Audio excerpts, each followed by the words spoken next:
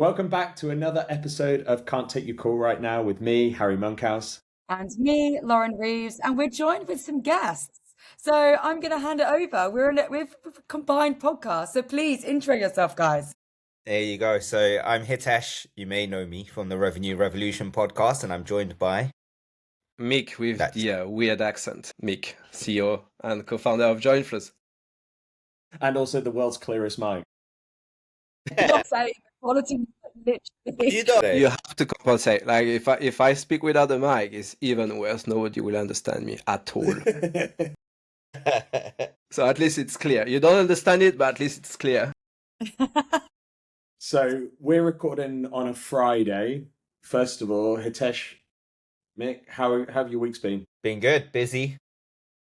Really, really busy. I thought I might get some time to wind down next week, but I don't know how much wind down time we'll get. But yeah, it's the week has been good. Not bad. What about yourself? Yeah, I had my final day in the office yesterday. So I'm going to be heading home tonight, back up to close to Birmingham.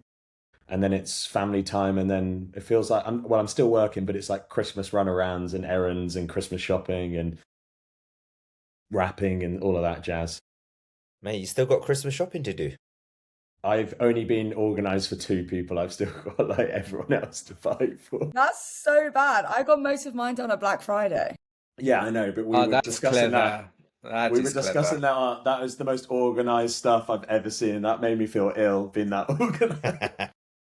Yeah, I've got one person to buy for, which is my 2-year-old niece. So that's just like a go to Argos and buy a toy jobby. So it's nice and easy. Yeah, that's super easy. Yeah, everyone else done by first weekend of December. Wrapped under the tree. Easy. I was so late last year. I had to print the presents I ordered because they hadn't arrived yet. So everyone got a little envelope with like, yeah, you're gonna get that. Just be ready for it. It might be next week. It might not. I don't know. But aren't you so lucky? Love it. Love it. So for today's episode, what we were actually going to discuss is a little bit of a recap of kind of how 2025 has gone, maybe some of the trends that we have seen as part of this. And yeah, I think we're probably just going to start. Mick, what's your biggest takeaway from 2025? It's been a tough year, I think, for us a little bit, for our clients as well, and our prospects. I think there's a lot of due diligence happening everywhere in terms of making decisions, buying stuff, trying things out, creating new initiatives. People don't pull the trigger as much as they would have maybe 2 years ago, 3 years ago. And this impacts all of it, like innovation cycles, feedback loops, speed at which you learn. So yeah, it's been a tough year, and I hope that we're going into a better year, though with everything happening in AI, I'm not too sure. But it would be great to see what you guys think as well on this topic, maybe later on in the conversation. Lauren, what did you learn this year? What did I learn this year? I think this year's been a really good year of kind of like just backing decisions, if that makes sense, in the sense of like, just I know that what I'm doing is right. I just have to wait for it to come to fruition. So just have like a bit of patience, keep doing what I know is working, and then I'll see the results, which is pretty much what I feel like I've seen. So that's good. And then I think, yeah, I agree. It's been a really hard year. I think that I agree with all the AI stuff this year. Like, it's such a buzzword. I think me and Harry spoke about this, like just AI everywhere. It's like here, there, da, da, da. So I think AI, what that means for us, what that means for management, BDR land, all of that jazz. And yeah, I agree. I feel like buyers don't buy the same way they used to. I really feel that this year. There's been a bit of a transition. But I'm looking forward to 2026. I think it will be a good year. I'm really looking forward to it. So I don't have to say imagine your team were listening to this and you were like, 2026 is going to be even worse. Yeah, I'm literally there like, yeah, I'm dreading next year. It's going to be awful. No. I do think next year's going to be a good year. I think because like things like the AI chat and all of that, I think will just settle. It just won't be like as much of like a thing in your ear. I just feel like next year is going to be like a settling year. And like, that's where like, we'll see like a comfort in the change that's happening. That's what I think. I disagree. I disagree with that. I don't think the AI stuff is going to settle at all next year. I think businesses are starting to figure out what their AI readiness needs to look like and how they're going to implement it. So I think it's going to be a big year of trying to figure that out as part of that. I just think it won't be as Yeah. much like a buzz thing. I think this year it's all been like, what is AI? How do we do AI? Yeah. Whereas I feel like next year it's going to be like, no, okay, it's here. Applications. Yeah, that's what I mean by like settling year. Do you know what I mean? Yeah, mean? I think there might be a lot more of sticking. I think you made a good point earlier, Lauren, when you said that you learned this year that it's important to wait and see what happens and trust the decisions you make. And I think Yeah. with AI tools and the speed at which they're created now, like it's so easy, right? Like you can go on Lovable and just speak into it and do a bit of vibe coding and you've got yourself a product, right? People have been switching very quickly and there's a lot of try before you buy now as well. So you have the ability to, 90% of the time go onto an AI platform's website and just, with no barriers at all, sign up and try it out. And what that means is people are less reluctant to do what you said, which is, hey, let's see it through. Let's see how it goes. And so there's a lot of chopping and changing. I think that adds to a lot of the noise as well, which is why you end up in a position where, oh, well, we didn't hit target. But a lot of people are not seeing through initiatives either. Yeah, and people don't understand it well enough sometimes, though. Like, you've got a lot of people that are trying this stuff out for the first time. And, like, whether you're doing a trial period or you're doing, like, a paid pilot or something like that, like, are you really getting the help that you need to stand that up in the correct way to see the full value? And I think a lot of that, I mean, me and Lauren go down some absolute rabbit holes, but like if you put that down to the like instant gratification now of like social media and stuff like that, like people need wins quickly in order to buy it out. And it was the same when I was at Sixth Sense. Like ABM is not something that you just turn on magically and then all of a sudden like, wow, we've got all of this revenue and all of this pipeline. Like it's very similar, like implementing like a sales methodology. You don't just like learn medic and all of a sudden everyone's closing deals. Like it's about the discipline structure of actually formulating it. And it's very similar to when people go through these trials and testing periods or trying to prove some form of ROI. Like, have we set it up in the correct way to actually be able to test it to see if this works? Like, realistically, you probably still need 12 months to figure out whether the fuck this works. And if you don't, then you can't really hang your hat on of like, that is actually going to be able to help our business or not. So, yeah, I think the challenge... Yeah, go on. No, I was going to ask how this was, how this had impacted you on the running your shop side, because a lot of the noise I found was on top of the funnel activities like AI SDRs and list building and all the clay stuff. A little bit less post discovery, like on actual deal progression. AI is not really there any more than it was a year ago. You would process a transcript through ChatGPT, and that would be the extent of AI. But how do you manage tech stack knowing that a lot of it is top of the funnel centric? Yeah, I mean, we've just done an episode on tech stack, which should be going live on Tuesday. Or if people are listening to this, it's probably already live. But we're still learning how we release podcast episodes. But I think we think that there was basically some core essential things that we needed in regards to like a tech stack.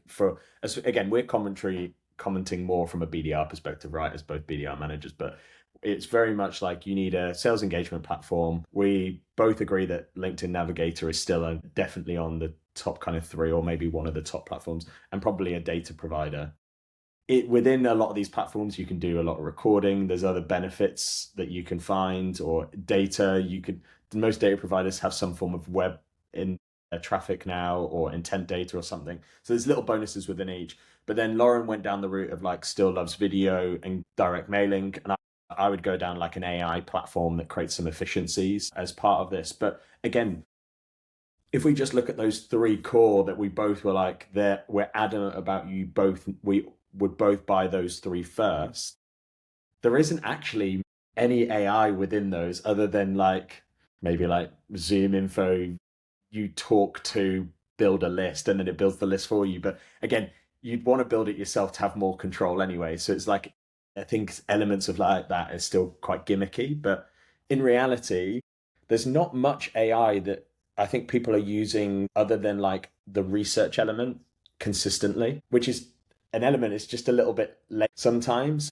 You still AI still isn't at a point where it can go and do deep diving within websites, or there's some tools that can, but again, you've got to pay for certain elements and stuff. So I think to your point, like I wouldn't say AI is a tool embedded into many companies' processes yet, truly, as part of that. And I don't think it's moving the needle. But we did say about did a demo of actively AI, and that is basically like predefined AI agents for salespeople. And I was like, that I can understand because it takes us as managers or companies to build these agents can take quite a while, and these like a predefined things that you can just go and turn on, and people can go and use to like handover notes, full transcripts, classic, right? But doing the research, personas, some multi-threading, building account lists, like it does little bits of everything that you would need. But it again, whether you go and embed that in a process, difficult to say.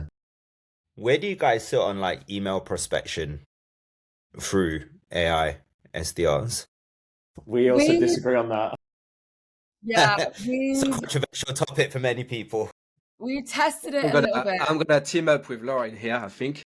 Yeah, we've tested it a little bit, and like, I just think it's shit. I just think that there's no good email prospecting has personalization, it's relevant, it's short, but it's to a point for the person that you're emailing, right?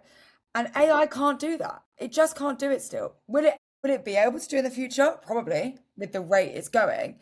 But I just think that you know when something's written by AI. There's such telltale signs when a post, like when I look on LinkedIn, you can just tell when something's written by AI. There's just signs in it. Like it's the extra long dashes. It's the way the sentences flow together. So it's like when you're then reading an email that is done by AI, fully automated, going out, I think it just looks like shit. I just don't think that a person's going to reply to that. I certainly don't. And I'm a BDR manager. I literally intended my team to outbound. When I get like messages like that, I don't reply, I don't respond to it. I think it's rubbish. I just think that good email prospecting takes the human element of it, the personalization, linking it to the person, making it relevant. And AI just isn't there yet. It can't do it. It cannot get the tone of an email right. Like it just can't do it at the moment. Like I said, I'm sure that will change in the future. So I am all for AI when it comes to automatic sending and building out your sequence so that things can happen in the background. I'm just not all for it for the full-on writing of it and like the doing of it. Like I think that you should be the human writing it and then the AI just sends it for you. That's my attitude at the moment. I'm sure as it gets better, that will change. But right now, I think it's a load of shit.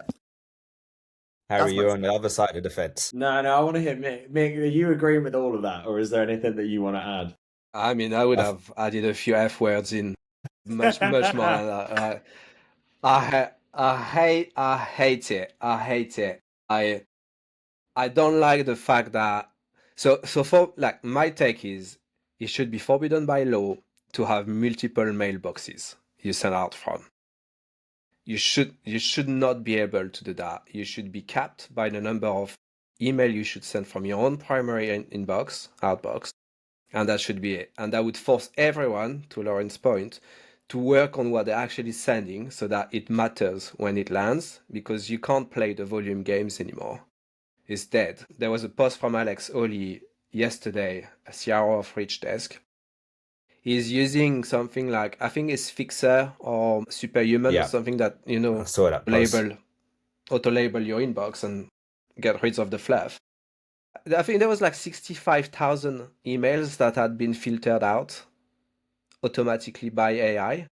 So you've got AI writing the email, you've got AI spamming essentially the email out, and it's just a sum-zero game. Like it just doesn't go anywhere, and the result is we've got one less channel to rely on, because email now is just not worthy anymore unless you've got 1,600 mailboxes you can spam the full market with.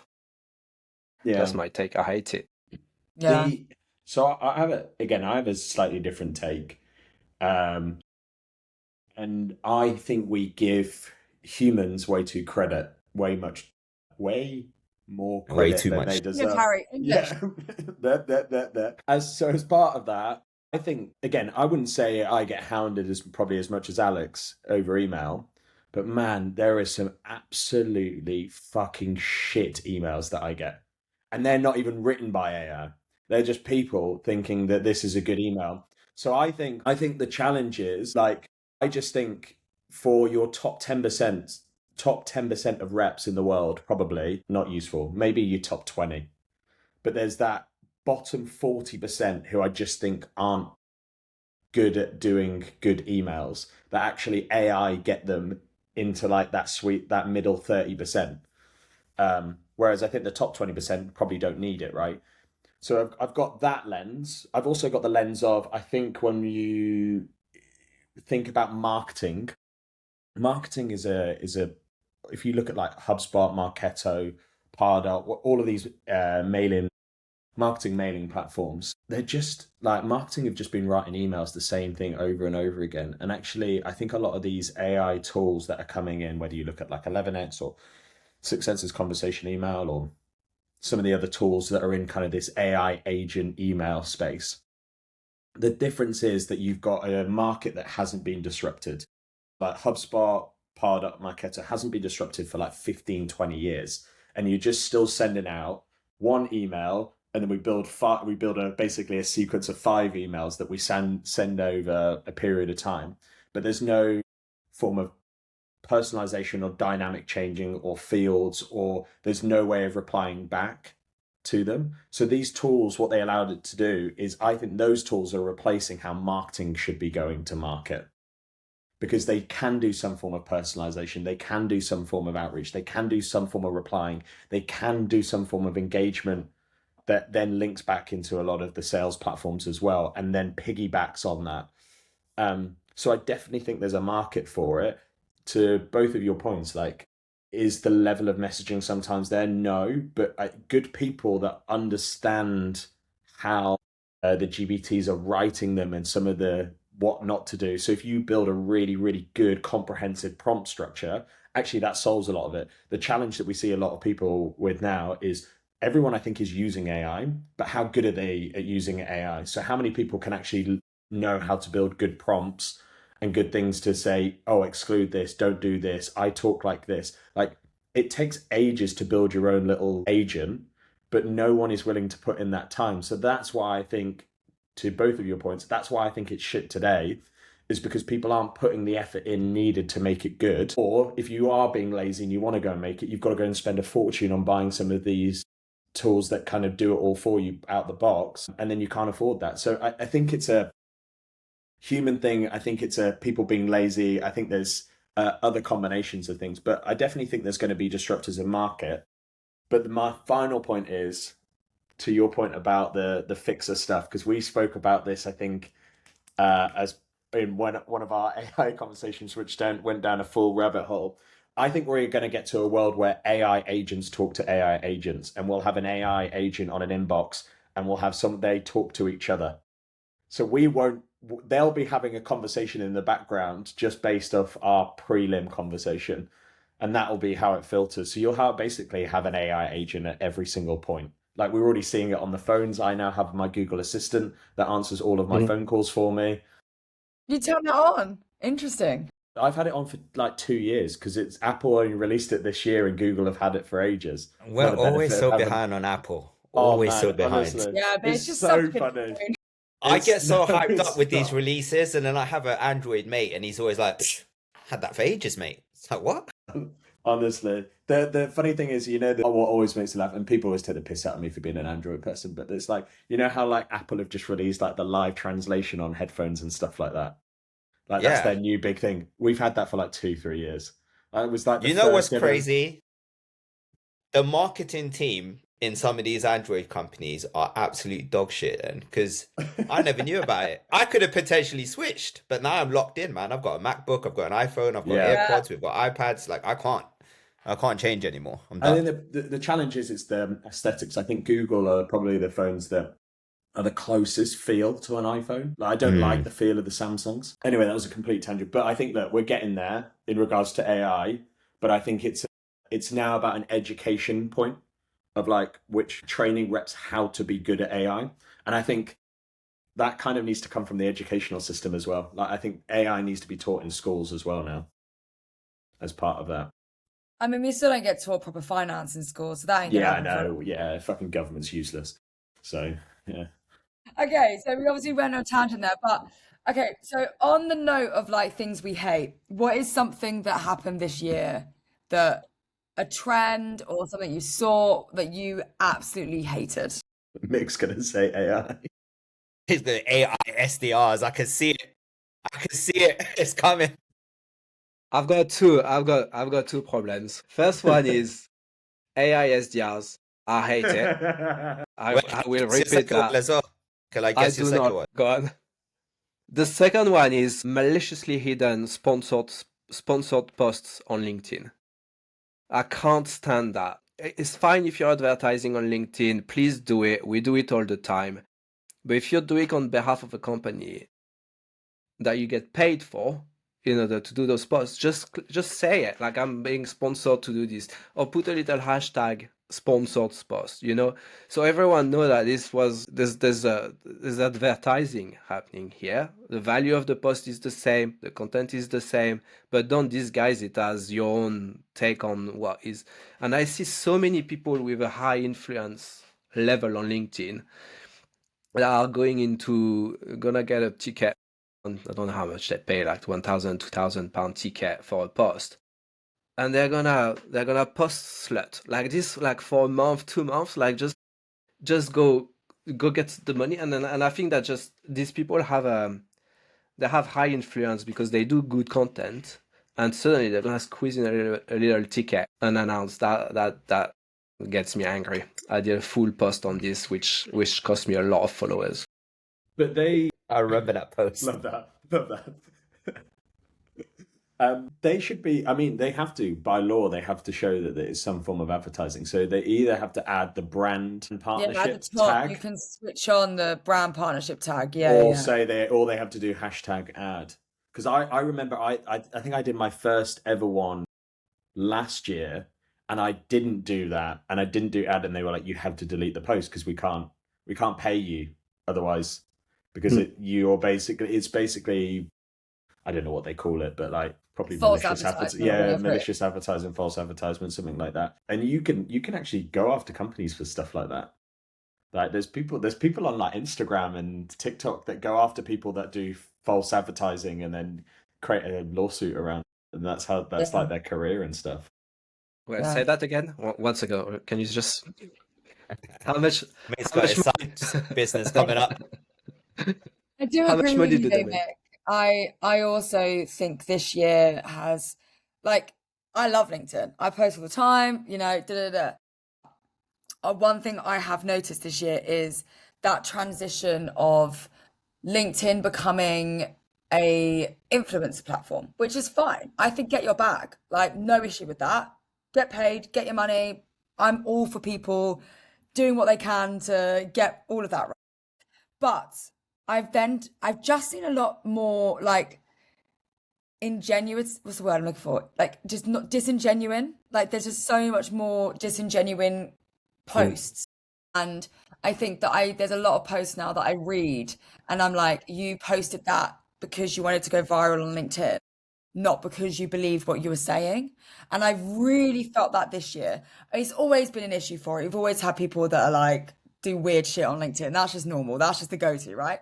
But people that I think have genuine voices and are trusted on LinkedIn definitely are pushing the boundary a bit more on being authentic.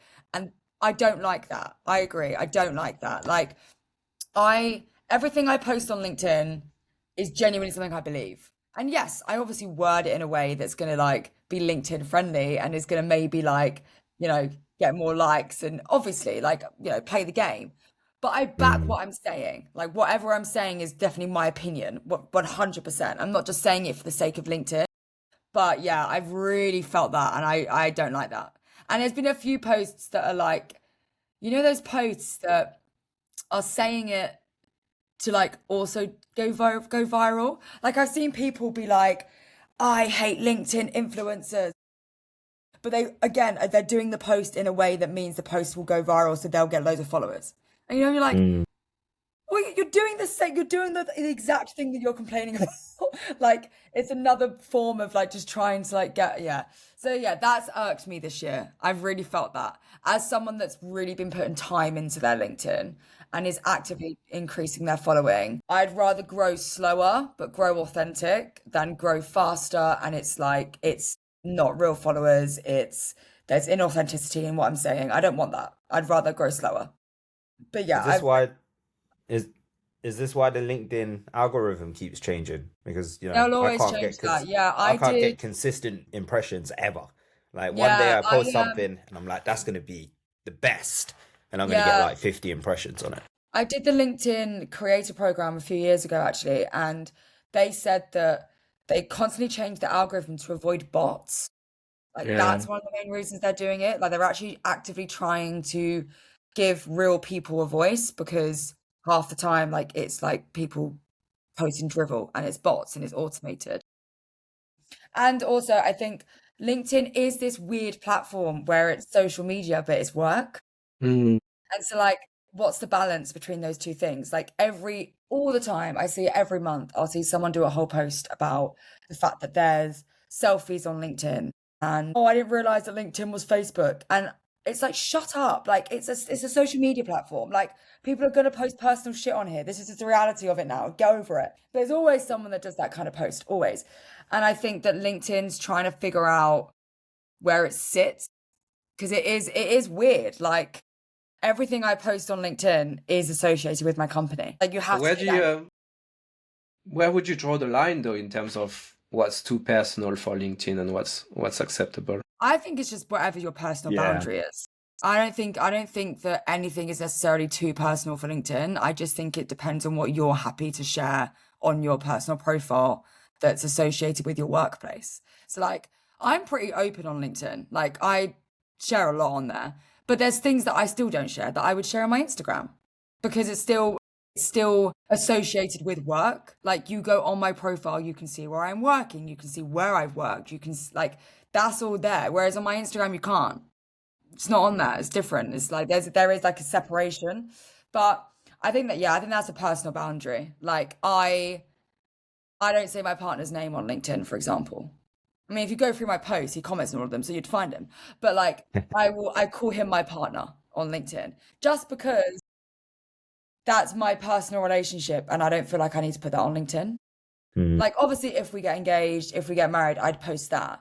But like I don't I talk didn't. about it on there because don't need to. If you never know, I might dump him. Could happen. Keep money there, got to keep on his seat. But yeah, so I think that like it's whatever you feel most comfortable with. Like some of the things that I post, people wouldn't be comfortable with. They'd be like, no, that's too far. Like I wouldn't share that. So yeah. But I think it's rubbish and people are like, oh, it's LinkedIn. Shut up. Get over it. Harry, where do I you draw the agree. line? I think it's what, like Lauren said, I think it's whatever you're comfortable with. Like I got engaged this year, didn't post about that on LinkedIn. That was something that I didn't feel like I needed to announce to my network, but it's something that I made a big deal on Instagram and telling friends. Like that for me was where I drew the line. There's some people that post some very, very personal things and like I give credit for being that vulnerable for those moments. It's not something that I would personally do in some senses. Like, again, I think that sometimes someone said to me once, it's the way sometimes stuff comes across. So I got told off for always post. Like I've been told off for always being one of those people that posts. It's like you're doing badly at work. You're maybe not hitting target, but you have posted every day for like 90 days straight. Like you've got to think about how that comes across. And there are moments, and that's something I've really struggled with more so this year, being like, I am giving my team advice and then I'm taking that advice and then posting it on LinkedIn. And sometimes there's elements where it's like I'm asking the team to get their head down, get focused, and I'm just like gallivanting, posting on LinkedIn about all of these different things. So sometimes it's what you're comfortable with, but also what you're comfortable with people interpreting your posting schedules or what you're posting about as well. So I feel like this year I've definitely started to think more about that. And I think that's part of the reason why we started doing a podcast, right? It was like, we were like, look, we already talk every week. So we were like, we might as well start to record some of these conversations. And then that's very organic, created content that we were already discussing. But now what I feel like is that doesn't take away. I could be posting every day about the podcast, but that's just because we've recorded for an hour and then it takes all the clips for us. So that actually means that now I don't have to think as much about the posting.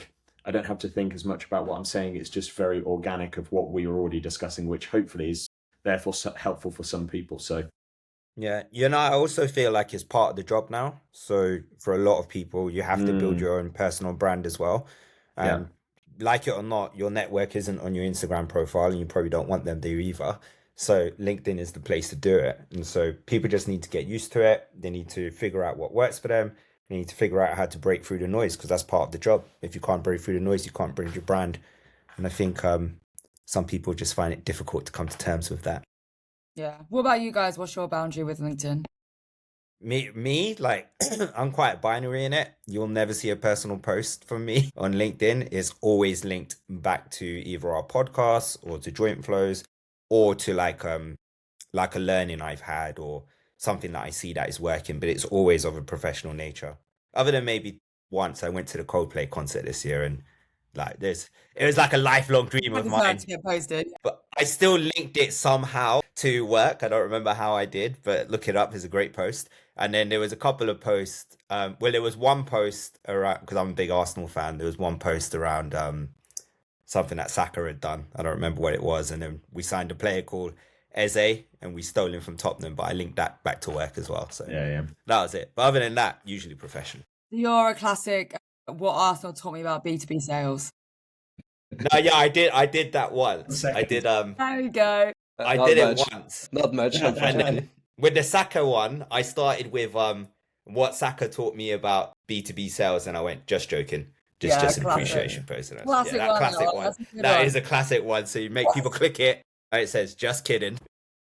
What about you, Mick?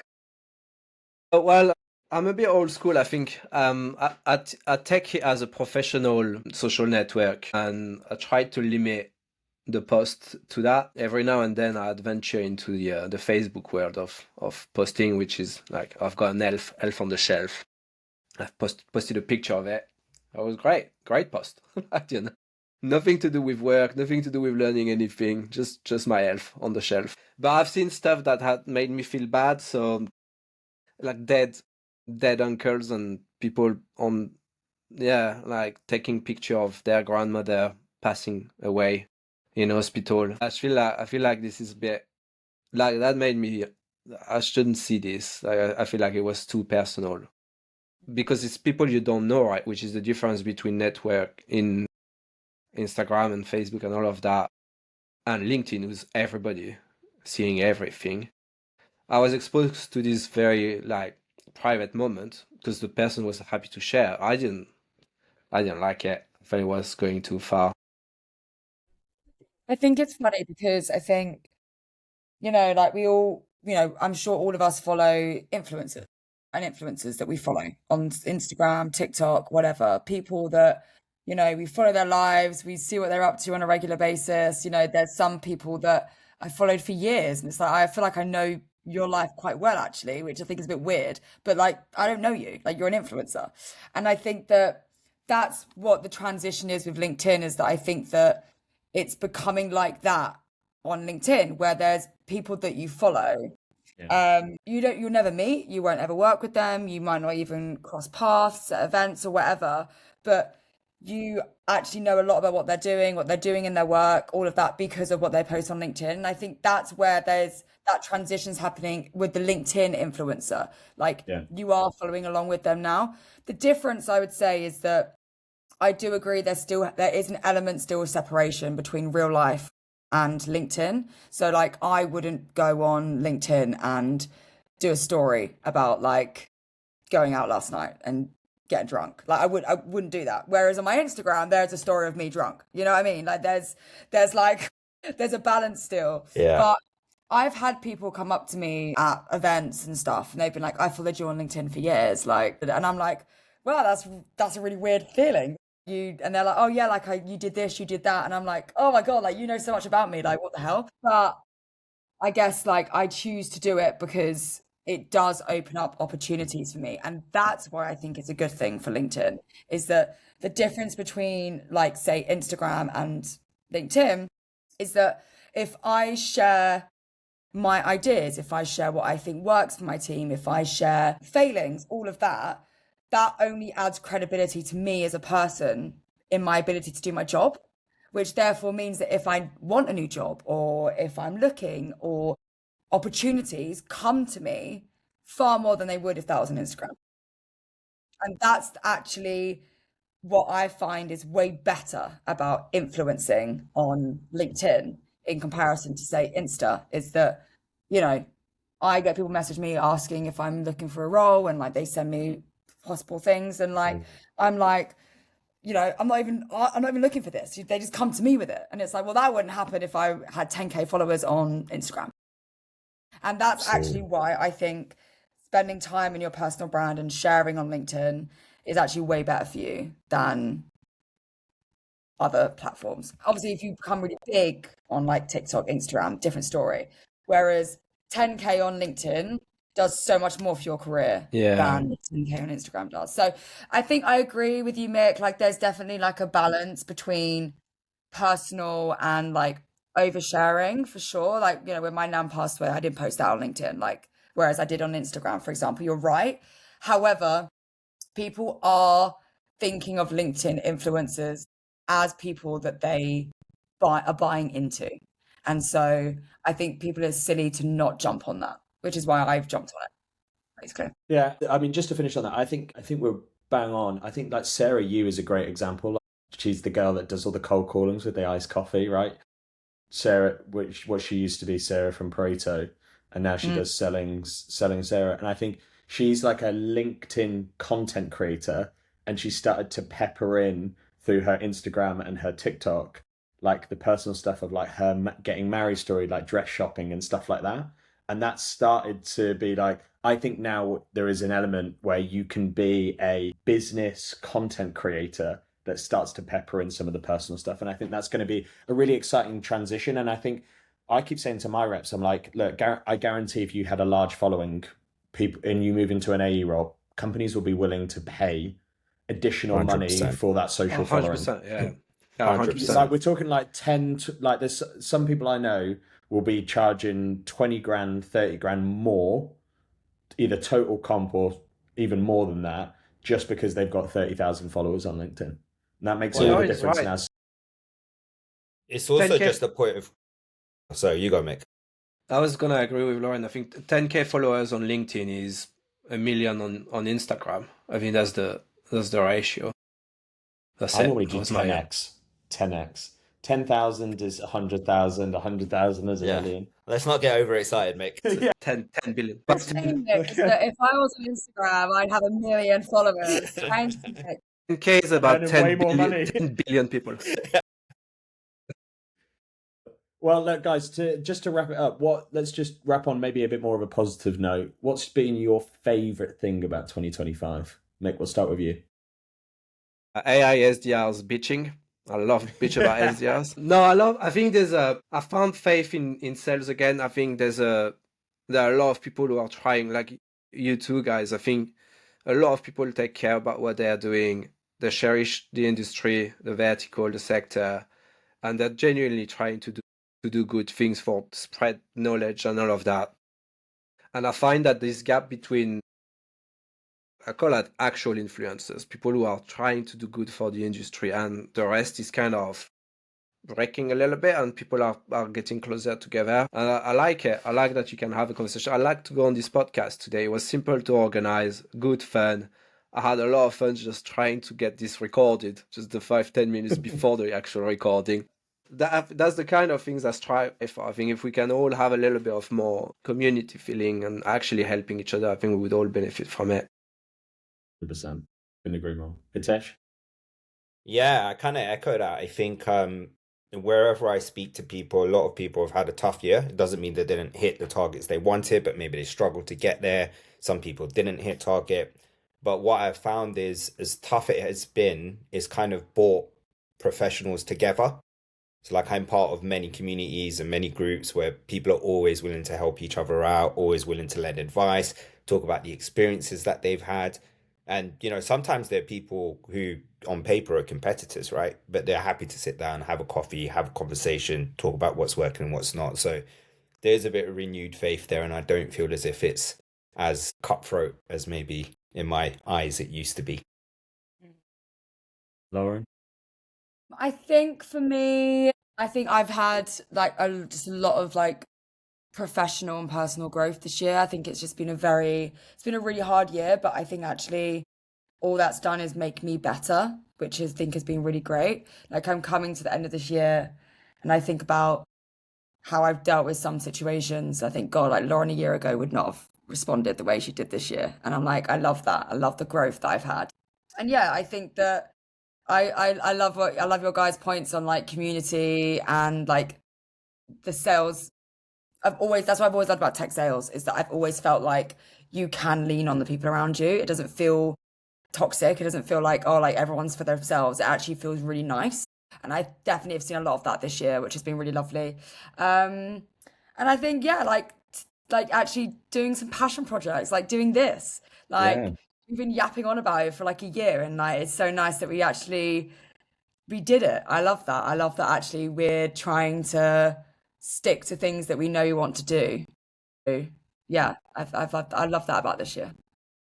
Go on then, what about you, Harry? Yeah, I'm gonna probably piggyback on what Lauren said. I think for me, this is my first full year in management. So like for me, there's a selfish element of like one, I survived, and two, I've taken on more responsibility, and I honestly I've thoroughly enjoyed it. Like there's been so many learning moments through it. And then like launching this podcast has just been a massive milestone. Like we're talking about community, right? Me and Lauren met in a WhatsApp community 6 years ago. And like we've then just been getting to know each other ever since, and then being on nights out, and then eventually we ended up going for dinner. And then this was like part of an idea that we had. And we've kind of just slowly started to think about it more and more. And then we were like, yeah, fuck it, let's do it. So like this has been a huge thing on my list of things that I wanted to achieve before I was 30, and then we're able to achieve that now. So no, it's been really exciting. I'm excited for next year as well, because we'll have this time next year, it'll be like we've done a whole year of podcasting, Yeah. Nice. which will be a really good achievement. Let's circle back this time next year. Yeah, we can do it again. Yeah. Wrap 2026. Yeah, we'll wrap it back up. We'll get another podcast involved next year, and we'll make it 6 people. And we'll just keep adding another podcast until it's like way too big. Then I've run out of storage on my Riverside account. Well, look, guys, thank you Awesome. very much for listening. Tesh, Mick, thank you very much for coming on. Pleasure that we could collaborate as part of this. Absolutely. Cool. Merry guys, Christmas. but Merry let's Christmas. stay Bye, everybody.